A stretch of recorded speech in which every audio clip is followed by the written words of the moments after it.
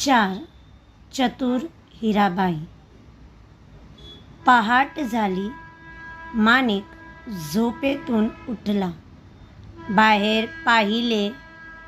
2 बैलांपैकी एकच बैल दिसला. माणिकने बायकोला हाक मारली.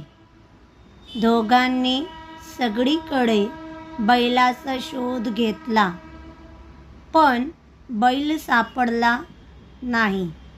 दुसरा बैल चोरीला गेला होता. माणिक व माणिकची बायको हिराबाई बैल बाजारात गेले. अचानक हिराबाई ओरडली, "अहो, हा पहा, आपला बैल चोर सापडला." आवाज ऐकून चोर घाबरला. तसे न दाखवता तो बोलला, "हा बैल माझाच आहे." दोघे भांडू लागली. हिराबाई चतुर होती. तिने बैलाचे डोळे हाताने बंद केले.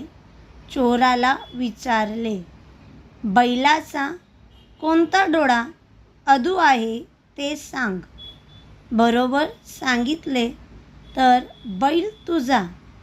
चोराने अगोदर उजवा मग डावा असे सांगितले.